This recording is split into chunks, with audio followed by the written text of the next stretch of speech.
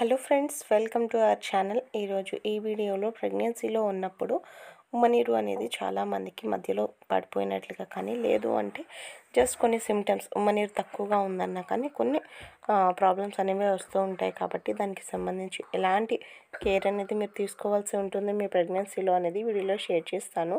And first time కనుక మన channel చూస్తున్నట్టయితే ప్లీజ్ టు సబ్స్క్రైబ్. అలాగే ఈ వీడియో మీకు ఇన్ఫర్మేటివ్గా అనిపిస్తే ఒక లైక్ అయితే చేయండి. అండ్ వీడియోలోకి వెళ్ళిపోయినట్లయితే ఉమ్మనీరు అనేది తక్కువగా కొంతమందికి ఉంటుంది.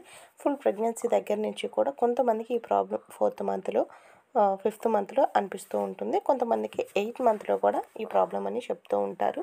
సో కొన్ని ప్రికాషన్స్ అనేవి మనం తీసుకోవడం ద్వారా దాన్ని మెడిసిన్ అవసరం లేకుండా కూడా కొన్ని ఆహారపు అలవాట్ల ద్వారా దీన్ని మనం పెంచుకోవచ్చు. ఎప్పుడైనా కానీ మీకు ఉమ్మనీరు తక్కువగా ఉంది అని అన్నప్పుడు మీకు మీరుగా కూడా తెలుసుకోవడానికి కొన్ని ఏమంటే మీకు ఆ మూమెంట్స్ అనేవి బేబీ మూమెంట్స్ అనేవి అంతగా తెలియదు. పొట్టయితే బిర్రుగా బిగబెట్టేసినట్టుగా అనిపిస్తూ ఉంటుంది. జస్ట్ ఒక రాయిలాగా అనిపిస్తూ ఉంటుంది టైట్గా. సో ఈ విధంగా అనిపించినా కానీ ఉమ్మనీరు తక్కువైందేమో అని అర్థము. అలాగే బేబీ మూమెంట్స్, బేబీ మంచిగా అటు ఇటు తిరగడానికి ఎక్కువగా బేబీ కదలికలు అనేవి స్ట్రాంగ్గా ఉండాలన్నా మీకు తెలియాలన్నా కానీ ఆ జారీ స్వభావం అంతా కూడా ఉమ్మనీరులోనే ఉంటుంది. ఆ నీటిలో బేబీ తేలియాడుతూ ఉంటుంది కాబట్టి మీకు బేబీ మూమెంట్స్ అనేవి అర్థమవుతుంది. అలాగే మీరు పొట్ట మీద చేయి వేసినా కానీ బేబీ పార్ట్స్ అనేవి అంత బాగా తెలియవు, కొంచెం అర్థం కాకున్నట్లుగా ఉంటాయి. కాకపోతే మీరు పొట్ట మీద చేయి వేసినప్పుడు మీకు బేబీ పార్ట్స్ బాగా తెలుస్తున్నాయి, కిక్స్ కూడా చాలా తక్కువగా ఉన్నాయి, పొట్ట టైట్గా అనిపిస్తూ ఉంటుంది అంటే మీకు ఉమ్మనీరు తక్కువగా ఉందేమో అర్థం. అలాగే మీ చర్మం కూడా ఎండిపోయిన స్వభావం అనేది తెలుస్తూ ఉంటుంది, త్వరగా డ్రై అయిపోతుంది స్కిన్ అని మీకు అనిపిస్తూ ఉంటుంది. సో ఇలాంటి రీజన్స్ ద్వారా కూడా ఉమ్మనీరు తక్కువగా ఉందని అర్థం చేసుకోవచ్చు.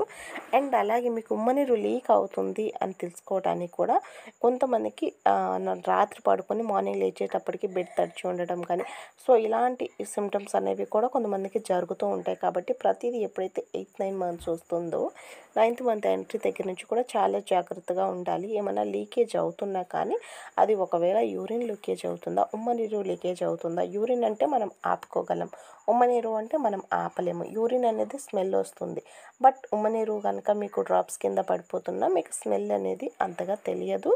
అలాగే అది ఎలాంటి కలర్ లేకుండా ఉంటుంది, అది గుర్తుపెట్టుకోండి. అలాగే కొంతమంది అంటే యూరిన్ లీకేజ్ అనేది 9th మంత్లో అలాగా బేబీ గ్రోత్ బాగుంటుంది కాబట్టి మనకి యూరినరీ బ్లాడర్ మీద కొంచెం ప్రెషర్ పడి అప్పుడప్పుడు అనిపిస్తూ ఉంటుంది. ఎక్కువగా దగ్గిన లేదంటే గట్టిగా నవ్వినా కానీ కొంత అనేది అనిపిస్తూ ఉంటుంది. బట్ అది ఏంటి, అది ఒకవేళ లీకేజ్ అవుతున్నా అది యూరిన్ అని వదిలేయకుండా అది ఏంటి అనేది ఆ రెండింటి మధ్య తేడా తెలుసుకోవడం చాలా చాలా ముఖ్యము. అలాగే ఉమ్మనీరు మరీ తక్కువగా ఉంది అని మీకు అన్నట్లయితే ఎక్కువగా వాటర్ లిక్విడ్ ఎక్కువగా తీసుకోండి. లిక్విడ్ డైట్ ఎక్కువగా తీసుకోండి. జ్యూసెస్ కానీ, కొబ్బరి నీళ్ళు కానీ, మజ్జిగ కానీ, రాగి జావ కానీ ఇవన్నీ ఎక్కువగా తీసుకుంటూ ఉండండి.